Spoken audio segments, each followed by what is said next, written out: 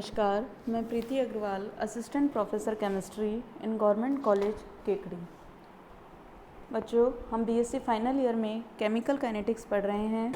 आपने last topic में इसमें ऑर्डर डिटरमाइन करने के मेथड्स पढ़े, जिसमें हमने इंटीग्रेशन ट्रायल मेथड देखा, इसके अलावा graphical method, fractional change method, differential method और ओस्टवाल्ड आइसोलेशन मेथड के बारे में पढ़ा। अब उसके बाद नेक्स्ट इसमें टॉपिक आता है radio active decay, radio active विघटन। क्या है रेडियो एक्टिव विघटन? कोई भी रेडियो एक्टिव पदार्थ है, उसके इकाई समय में विघटित हुए परमाणुओं की संख्या रेडियो एक्टिव डिके या डिसइंटीग्रेशन रेट कहलाती है, और ये डिपेंड करती है विघटित होने वाले परमाणुओं की संख्या पर। तो मैं इसको लिख सकती हूँ -dn/dt प्रोपोर्शनल टू n।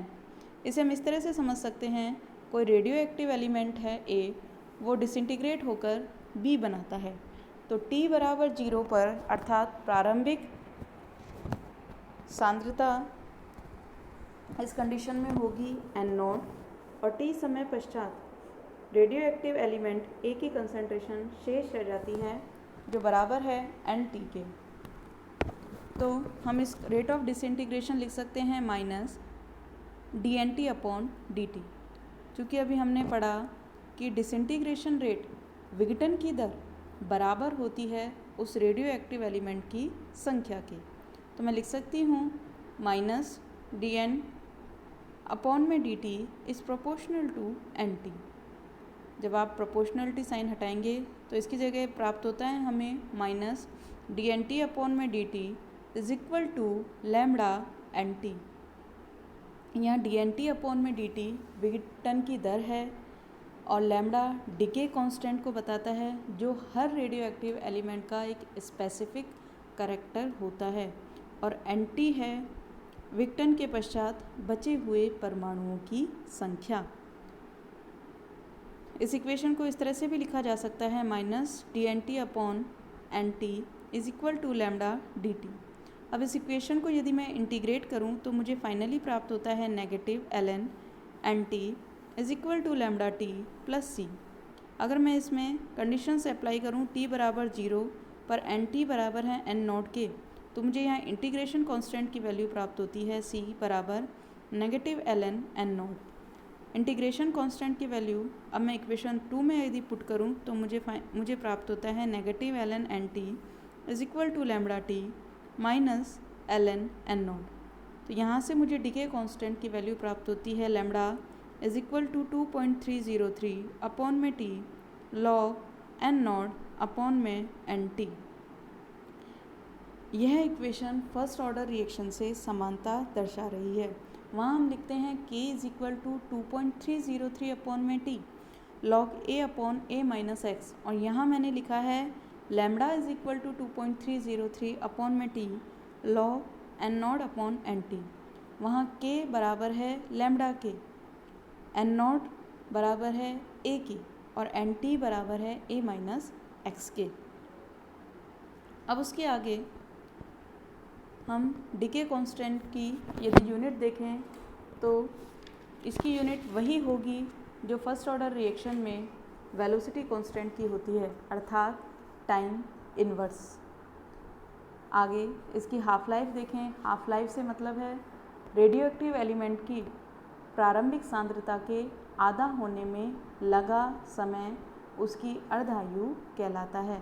तो यदि मैं यहाँ t की जगह t हाफ मानूँ और nt की जगह लिखूँ मैं n0/t, और ये वैल्यू यदि मैं इंटीग्रेटेड रेट इक्वेशन में पुट करूँ तो मुझे मिलता है t half is equal to 2.303/लैम्बडा log n0/n0/2।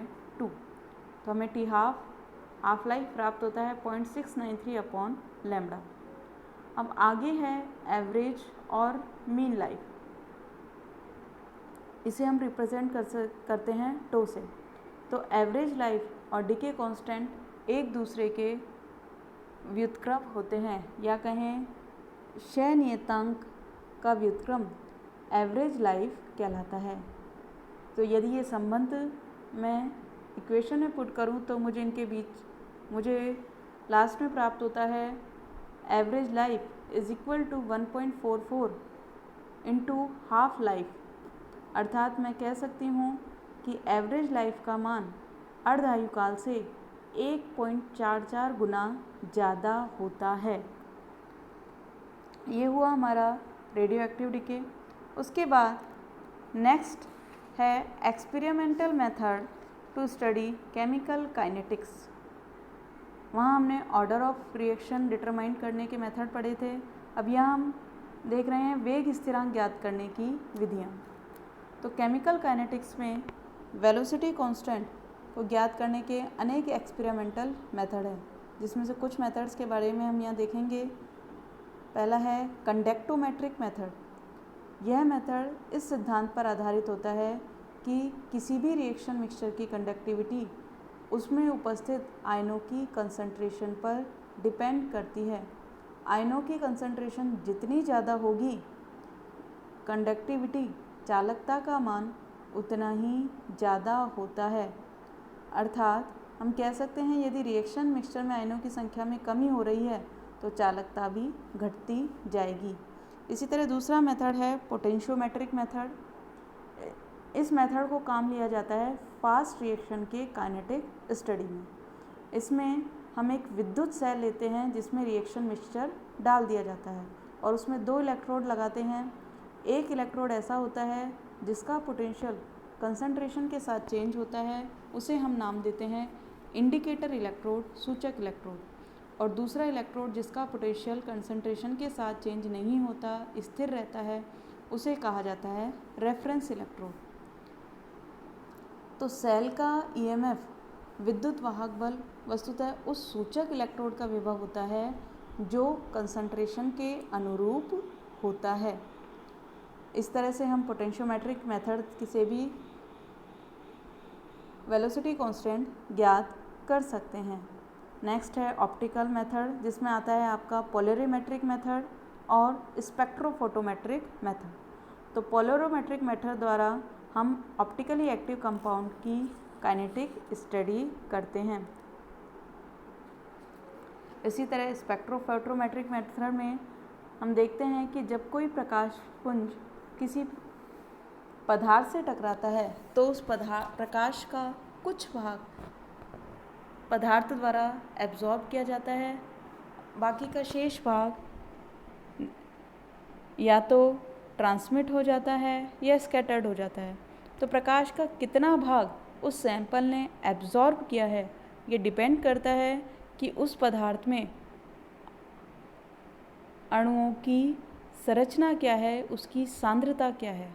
और इस आधार पर दिया गया था बीयर-लैम्बर्ट लॉ, जो कहता है कि I is equal to I naught e की power minus epsilon L C. यहाँ I निर्गमित प्रकाश की तीव्रता को बताता है, आई नॉट आपतित प्रकाश की तीव्रता है, C पदार्थ की मोलर कंसंट्रेशन है, L है सेंटीमीटर में पदार्थ की मोटाई और एक्सलन है मोलर विलोपन गुणांक। तो स्पेक्ट्रोमेट्रिक मेथड से हम किसी भी विशेष तरंग दैर्ध्य के ऑप्टिकल डेंसिटी को समय के विभिन्न गैप्स के साथ ज्ञात कर सकते हैं। ये थे वेलोसिटी कांस्टेंट डिटरमाइन करने के मेथड। अब नेक्स्ट है आपका dependence of reaction rate on temperature, कि अभिक्रिया वेग पर ताप का क्या प्रभाव पड़ता है। जनरली हम देखते हैं कि जैसे जैसे ताप बढ़ता है अभिक्रिया वेग बढ़ता है। अभिक्रिया वेग बढ़ेगा तो वेग स्थिरांक का मान भी बढ़ता है।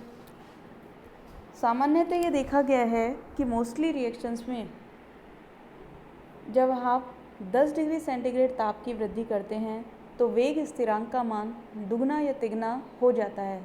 इसे हम एक संबंध द्वारा भी प्रदर्शित करते हैं कि T+10 अपॉन में KT is nearly equal to 2 to 3। अर्थात किसी अभिक्रिया के 10 डिग्री सेंटीग्रेड ताप में अंतर पर वेग स्थिरांकों के अनुपात को ताप गुणांक कहा जाता है। अतः यदि T डिग्री सेंटीग्रेड ताप पर किसी अभिक्रिया का वेग स्थिरांक kT है और उसके 10 डिग्री सेंटीग्रेड अधिक ताप पर उसका वेग स्थिरांक kT+10 हो, तो हम लिख सकते हैं kT+10 अपॉन में kT is nearly equal to 2 to 3। लेकिन ज़रूरी नहीं है कि यह टेम्परेचर कोफिशिएंट का मान हमेशा 2 या 3 ही हो। इसका मान उच्च भी हो सकता है और निम्न भी हो सकता है। लेकिन कुछ ऐसे अपवाद ही हैं जिनको छोड़कर जनरली टेम्परेचर कोफिशिएंट का मान 2 से 3 के बीच हमें प्राप्त होता है। लेकिन कुछ एक्सेप्शन ऐसे हैं जहां टेम्परेचर बढ़ाने पर वेग नियतांक बढ़ने की बजाय घटता है। ऐसी रिएक्शंस को कहते हैं हम एंटी आरेनियस इक्वेशंस। इसमें एक एग्जांपल आप याद रखना कि नाइट्रिक ऑक्साइड NO जब ऑक्सीजन से रिएक्शन करके नाइट्रोजन डाइऑक्साइड बनाता है, तो इस रिएक्शन में जब हम टेम्परेचर बढ़ाते हैं तो रिएक्शन वेलोसिटी कम होती है। जनरली ताप बढ़ाने पर अणुओं के मध्य प्रति सेकंड होने वाले टक्करों की संख्या बढ़ती है और हम जानते हैं जितनी ज़्यादा टक्कर होंगी अभिक्रिया वेग उतना ही ज़्यादा होगा। लेकिन एक्सपेरिमेंटली ये देखा गया कि 10 डिग्री सेंटीग्रेड ताप में वृद्धि होने पर अणुओं के मध्य टक्कर केवल 2 से 3% के बीच ही बढ़ती है, और जबकि अभिक्रिया वेग 200 से 300% के करीब बढ़ता है। तो इस आधार पर हम कह सकते हैं कि केवल टक्कर का होना ही अभिक्रिया वेग को नहीं बढ़ाता, और भी अन्य ऐसे कारक हैं जिसके कारण ताप बढ़ने पर अभिक्रिया वेग बढ़ता है। तो इसमें सबसे पहले हम बढ़ते हैं एक्टिवेशन एनर्जी के बारे में। सक्रियण ऊर्जा क्या कहती है? सक्रियण ऊर्जा अभिक्रिया वेग की नियतांक की ताप पर निर्भरता सबसे पहले वान 't हाफ ने समझाई थी। बाद में 1889 में आरेनियस नामक वैज्ञानिक ने इसका विस्तार किया। आरेनियस ने बताया कि यदि हम एक रिवर्सेबल रिएक्शन का एग्जाम्पल लें जिसमें रिएक्टेंट A और B आपस में रिएक्शन करके प्रोडक्ट बना रहे हैं C और D, तो रेट ऑफ फॉरवर्ड रिएक्शन के लिए वेलोसिटी कांस्टेंट है k1 और बैकवर्ड रिएक्शन के लिए इक्विलिब्रियम कांस्टेंट है k2। तो हम कह सकते हैं यदि साम्य अवस्था है तो साम्य अवस्था पर इस उत्क्रमणीय अभिक्रिया के लिए, रिवर्सेबल रिएक्शन के लिए हम लिख सकते हैं rate of forward reaction is equal to rate of backward reaction. अर्थात साम्य पर अग्र अभिक्रिया का वेग पश्च अभिक्रिया के वेग के बराबर हो जाता है, या कहें जिस दर से क्रियाकारक उत्पाद बनाते हैं उसी दर पर उत्पाद क्रियाकारकों में बदलते हैं। तो ऐसी अवस्था साम्य अवस्था कहलाती है। तो मैं लिख सकती हूँ k1 into active concentration of A into active concentration of B is equal to k2 active concentration of C into active concentration of D। चूँकि आप जानते हो इक्विलिब्रियम कांस्टेंट साम्य नियतांक बराबर होता है अग्र अभिक्रिया वेग स्थिरांक बटे पश्च अभिक्रिया वेग स्थिरांक। तो मुझे साम्य नियतांक की वैल्यू प्राप्त होती है k is equal to product की कंसंट्रेशन का गुणनफल बटे रिएक्टेंट की कंसंट्रेशन का गुणनफल, अर्थात active concentration of C into active concentration of D upon में active concentration of A into active concentration of B। Van 't Hoff equation कहती है dln k अपॉन में dt is equal to delta H upon में RT square, या हम लिख सकते हैं dln(k)/dt is equal to EA/RT²। अब मैं इस इक्वेशन को यदि इंटीग्रेट करूं तो मुझे प्राप्त होता है ln k is equal to minus EA/RT plus ln A, अर्थात ln k/A is equal to minus EA/RT। Finally हमें velocity constant equilibrium constant k प्राप्त होता है, k is equal to AE⁻EA/RT।